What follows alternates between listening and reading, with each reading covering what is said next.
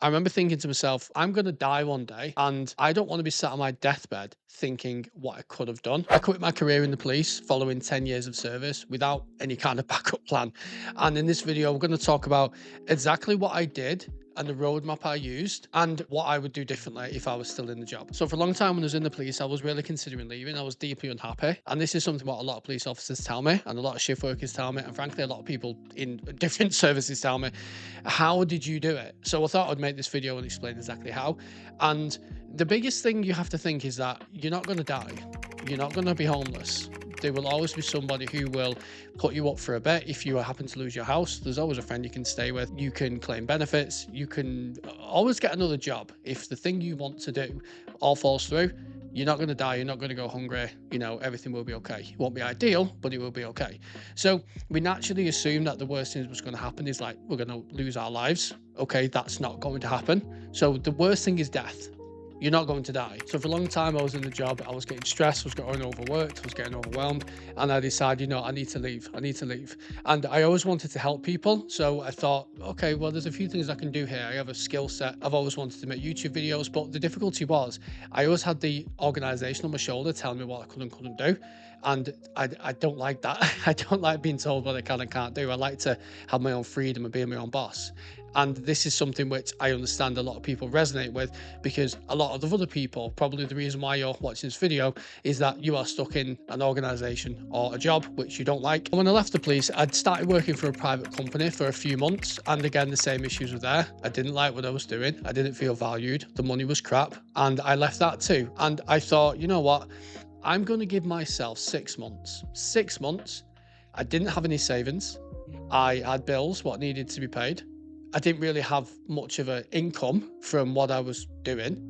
And I thought, well, I have to make this work. And then I hit the ground running. I got my laptop, what I've currently got on finance. I got a new camera. I got a microphone. And I was like, okay, I have to make this work now. I've got too much skin in the game. I now owe people money. If this doesn't work, I owe people money with things I have to pay off. I've never been lazy. And I know some people, when they get really overwhelmed, they can shut down. However, I'm not like that. I'm like, okay, if I have a problem, I'm going to attack that problem. I'm going to tackle that problem. And that problem was potential homelessness. So quite a big problem. And plus, I wanted to prove people wrong. People saying, you'll never make it work. You'll never be able to do this. You're a fool for leaving the job. And that drive in me, that passion for not only expressing myself creatively, but making videos and helping people was a real big factor in what I wanted to do. I remember thinking to myself, I'm going to die one day and I don't want to be sat on my deathbed thinking what I could have done. So I decided, well, even if it all falls to shit, at least I can say I gave this a go and I really gave it a try, rather than wondering, okay, well, what if? And it was scary. Let me tell you, the uncertainty was terrifying. I'd gone from having a stable job, a very secure job, to having absolutely nothing. You are now self-sufficient. You have to do it all yourself.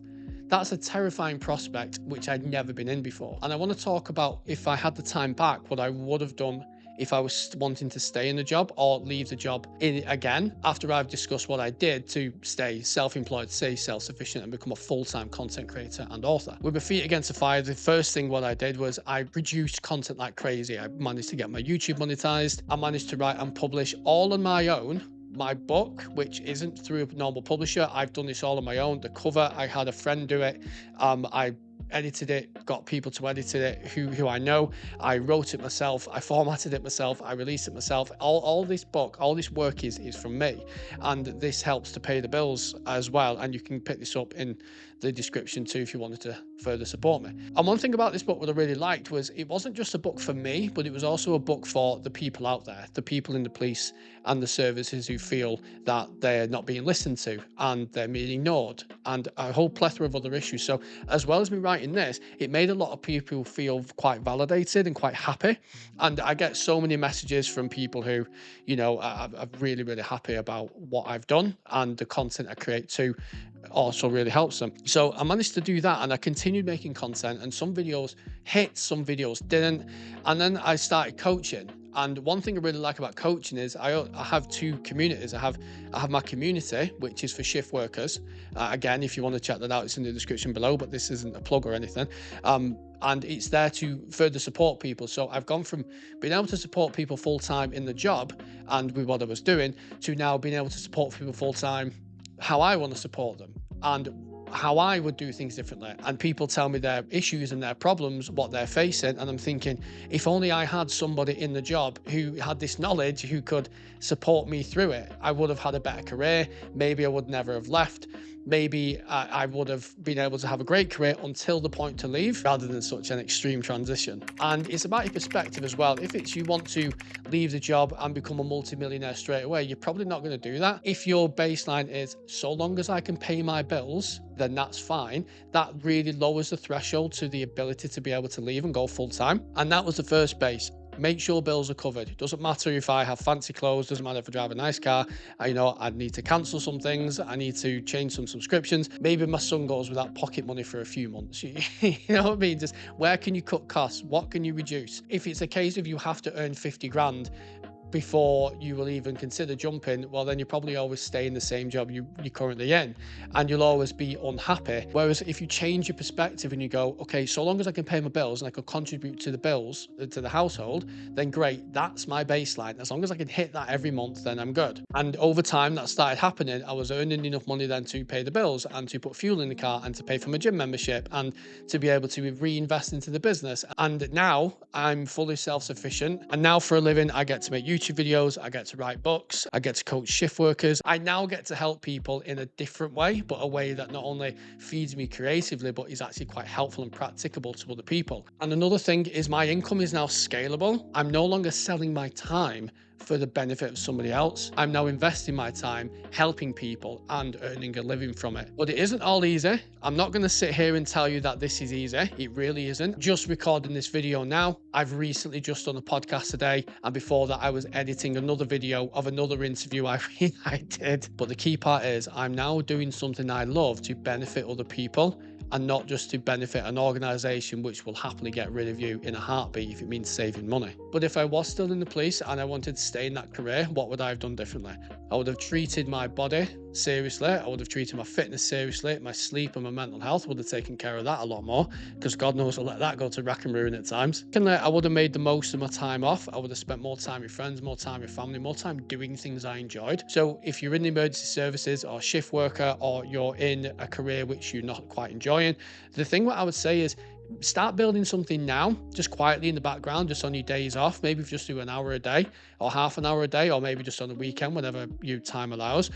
Build something now in the background, so that when you do come to take on that jump and do decide to leave, you already have something in place, whether that's you starting a mailing list and creating content. So when you do release a product or a service, you have an audience there. I would learn about marketing. I'd learn about online marketing, online business, how sales funnels work. And I would start working on some kind of product or service which you can then obviously sell. Oh yeah, and maybe save some money, so financially you have a little bit of something to fall back on. Don't do what I did and just jump straight in.